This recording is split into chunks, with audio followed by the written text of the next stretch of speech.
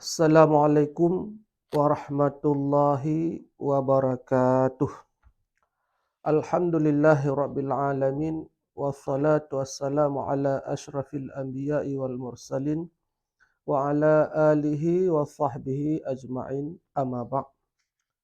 Puji dan syukur kepada Allah Subhanahu wa taala atas segala limpahan rahmat dan nikmatnya kepada kita semua.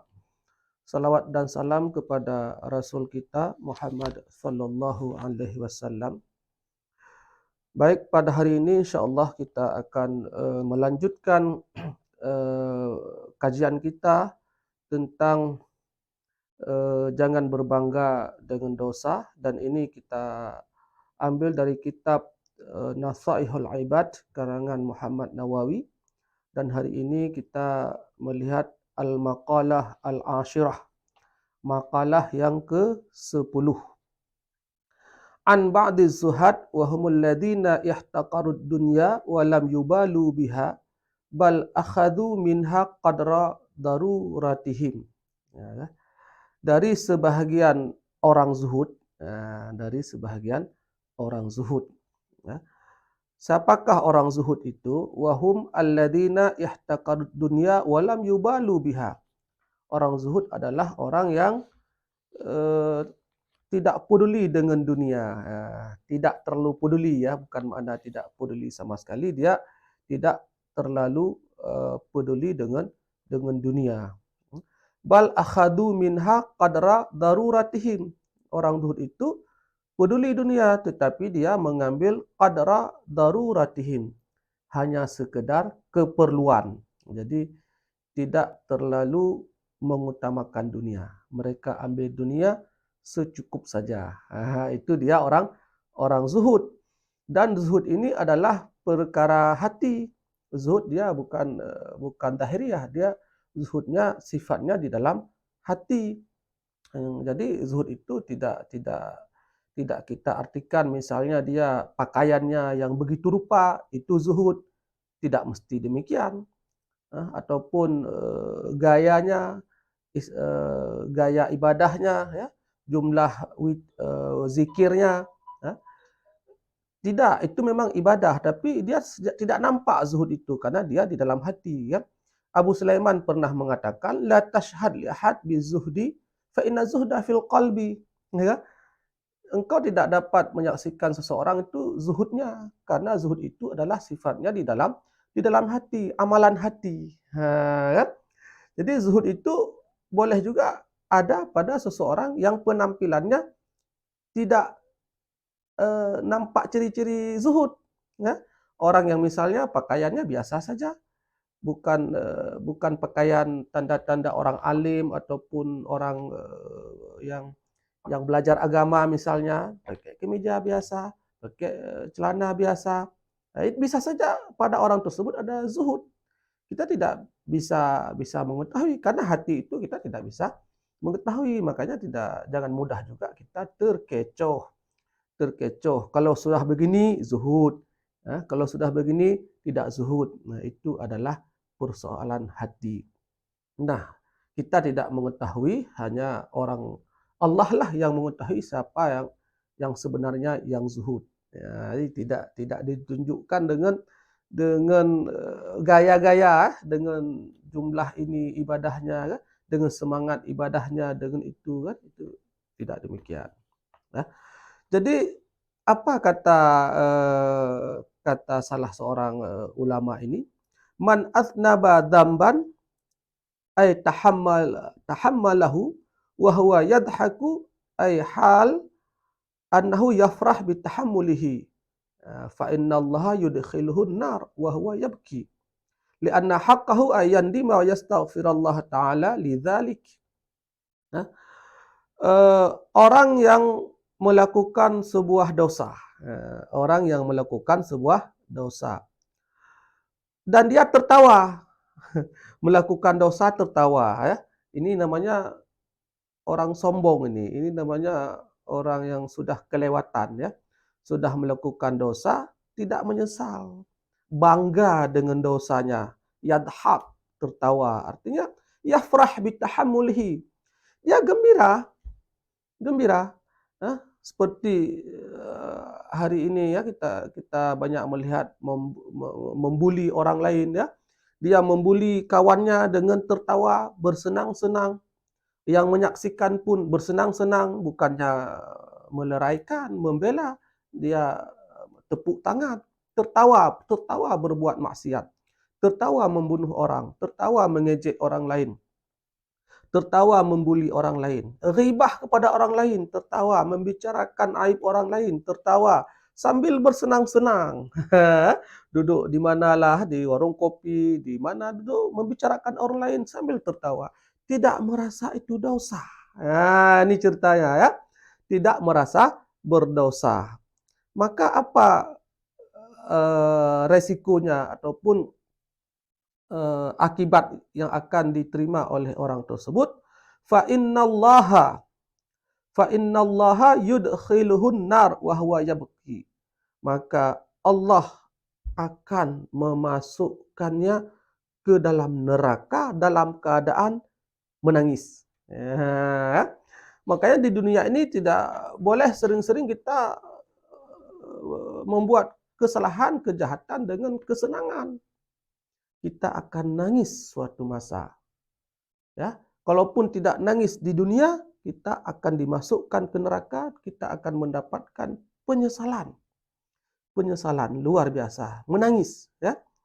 Kenapa demikian? Li'anna haqqahu, karena seharusnya haknya kita kalau melakukan sebuah kesalahan itu bukan senang, bukan bangga, tetapi ayyandam. Kita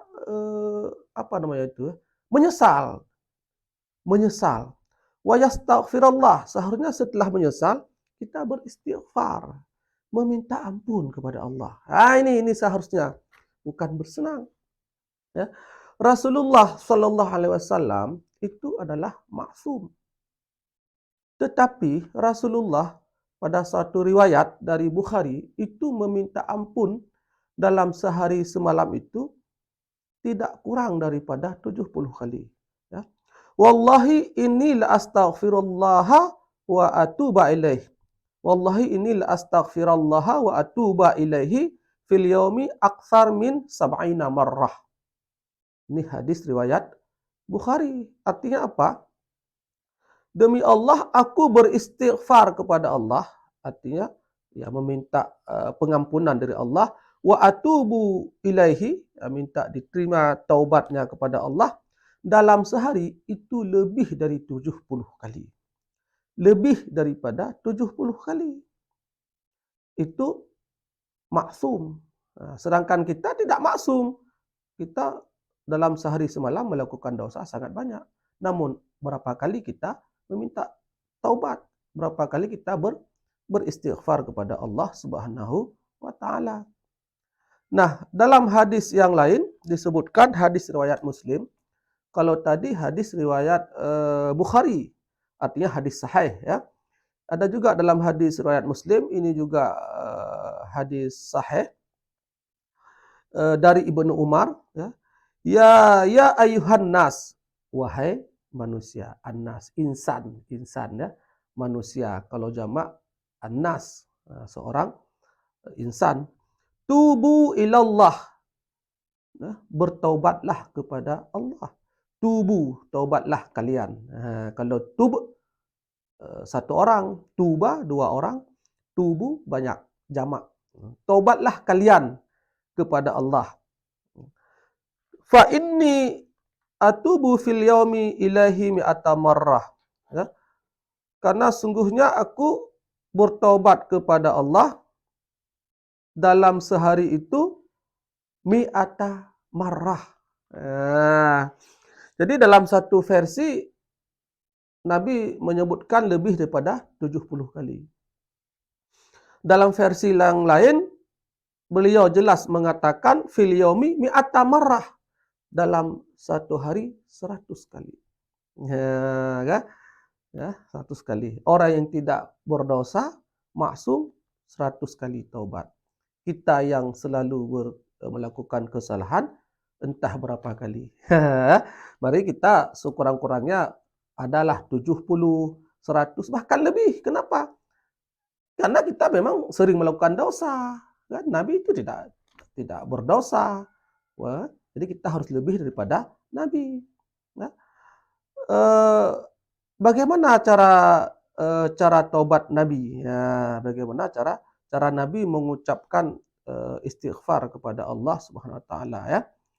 Rasul dalam hadis Ibnu Umar ya, Rasul mengatakan, Rabbighfirli wa tub alayya innaka antat tawwabur rahim. Ya. Rabbighfirli wa tub alayya innaka anta tawwabur rahim. Ya. Ya Allah, Rabbi, Tuhanku, ya Allah, ya Tuhanku, ighfirli, ampunilah aku. Wa tub alayya, terimalah taubatku. Innaka antat tawwabur rahim. Sungguhnya engkau adalah Maha penerima taubat dan Maha penyayang. Dan istighfar itu banyak sekali manfaat ataupun hal yang kita dapatkan ya. Keuntungannya, man aktsaral istighfar ja'alallahu lahu min kulli hammin faraja wa min kulli daikin makhraja wa razaqahu min haitsu la yahtasib. Ya. Siapa yang memperbanyak istighfar, artinya siapa yang sering-sering melakukan istighfar, siapa yang sering-sering beristighfar, ja'alallahu lahu min kulli hammin faraja. Ya. Allah akan menjadikan daripada setiap kesedihannya jalan keluar. Ya, kita dalam hidup ini mesti ada kesedihan, artinya kekurangan, artinya yang tidak baik, gitu kan? Kegundahan, nah, dalam berbagai sisi, gitu kan? Mesti ada manusia kan? Nah, itu akan diberikan jalan keluar dengan istighfar. Wa min kulli daikin makhraja. Dan daripada setiap kesempitan diberikan kelapangan.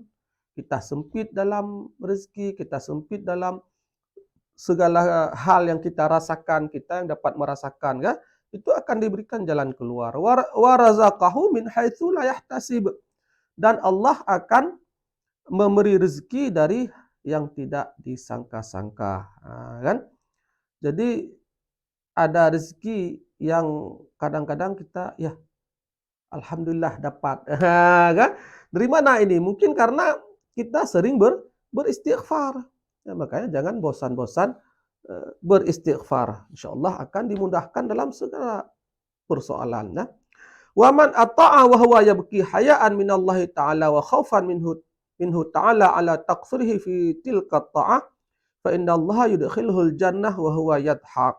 Ya. Dan orang yang taat kepada Allah dia menangis. Orang taat kepada Allah dia menangis. Kenapa dia menangis? Karena dia takut kepada Allah dan karena dia merasa baru sedikit beribadah. Dia menangis. Menangis kepada Allah. Takut dia, ya Allah, banyak sekali dosa saya. Kan? Lalu dia beribadah dengan menangis kurang lebih. Dan dia juga merasa menangis kenapa? Karena dia merasa sedikit ibadahnya. Bagaimana ini saya berjumpa dengan Allah sedangkan ibadah saya sedikit? Menangis dia. Kan? Maka itu pun diberikan balasan oleh Allah. Fa innallaha yudkhilhul jannah wa huwa yadhaq. Maka Allah akan memasukkannya ke dalam surga. Allah akan memasukkannya ke dalam surga dalam keadaan dia tertawa. Kalau di dunia banyak menangis, insya Allah nanti kita bisa tertawa. Gitu kan? Kita tertawa kenapa? Dimasukkan ke dalam surga. Kalau hari ini banyak tertawa, hari ini banyak bersenang-senang, hati-hati. Jangan-jangan kita nanti akan bersedih, akan menangis. Ya. Semoga ini bisa menjadi suatu yang bisa kita renungkan bersama bahwa hidup ini adalah bukan untuk bersenang-senang saja. Ya, hidup ini adalah untuk kita bertemu dengan Allah pada hari kiamat. Ya, kita harus siap dengan semua bekal. Janganlah banyak bersenang-senang, banyaklah beribadah kepada Allah Subhanahu wa taala. Wallahu a'lam bishawab. Mohon maaf atas segala kekurangan. Assalamualaikum warahmatullahi wabarakatuh.